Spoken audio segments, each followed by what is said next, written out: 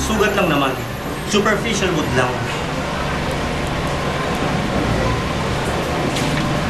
Painom mo lang sa kanya to. Salamat po. Salamat po. Ano anak, okay ka lang ba? Kamusta yung pakiramdam mo? Hindi na po masyado, Nay. Napakatatag mo talaga, anak. Alam mo, pag may nangyari hindi maganda sa'yo, hindi ko alam kung anong gagawin ko. Siguro para na rin akong naging mag-isa. Hindi na ba siya kailangan dalhin sa ospital? Huwag na po kayo mag-alala, Lolo. Maayos na po ang pakiramdam ko. Matapang na rin po ako. Gaya ni Luna.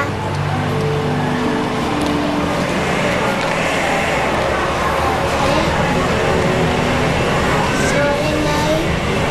Luna, pwede ba lumayo ka na muna kay Blanca? Mamaya kung ano naman mangyari sa kapatid mo dahil sa kagagawan mo eh. Ika na.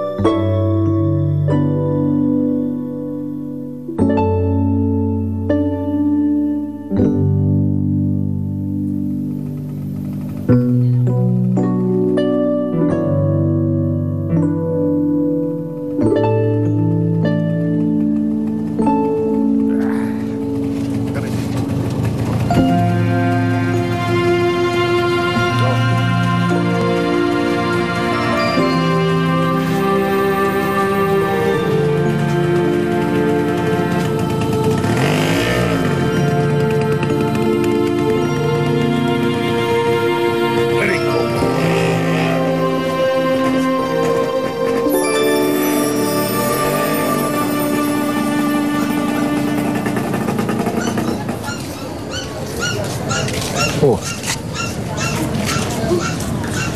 Ano sabihin? Magpapaiwan ka dyan? Magagalit na naman po kasi sa akin si Nanay. Lilipas din yun. Nahihiya po kasi ako. Ako po kasi ay may kakagagawan po nito. Kaya nagkaganyan po si Ate Blanca. Bakit po kasi nag-aambisyon pa po ako na maging bida tulad po ni Ate Blanca? Hindi na po talaga ako tatanggapin ng mga tao. Problema nila yun. Hindi mo problema.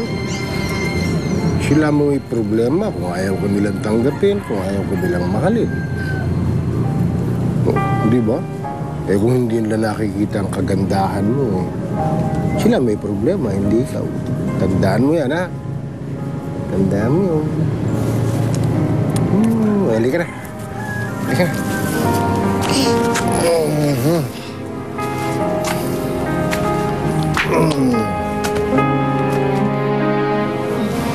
Nay, sorry po. Hindi ko po nabigay ang gusto niyo. Hindi po ako nanalo sa contest. Hindi importante sa akin yung anak. Ang mahalaga, ligtas ka. Paano po ang pag-aaral ko? Mahihirapan pa din po kayo sa gastos. Okay lang yun. Pwede mo naman magsipag si nanay, di ba? Ang importante sa akin, walang masamang nangyari sa'yo. Nay, pwede po ba huwag na rin po kayo magalit kay Luna? Wala naman po siyang kasalanan eh. Nagalit lang naman ako kay Luna dahil may masamang nangyari sa'yo dahil sa kagagawan niya. Anak, ayoko may masamang nangyari sa'yo. Eh, paano po si Luna? Sigurado po nasasaktan yun pag pinapagalitan niyo. Tsaka, ayaw niyo naman po siyang nasasaktan. Diba po? Kasi anak niyo rin po siya. Ako naman po nagyaya sa kanya na umakyat sa stage. Kasi mas magaling po siya pag nagkakantahan at nagsasayawan kami. Gusto ko po siyang ipagpalaki sa mga tao. Kasi po, para sa akin, mas bida po si Luna. Dapat po siyang hinahangaan ng mga tao. Hindi po ako.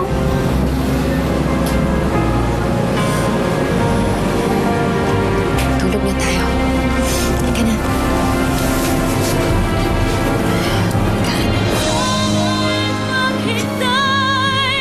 Ang walang hanggan hanggang makilala.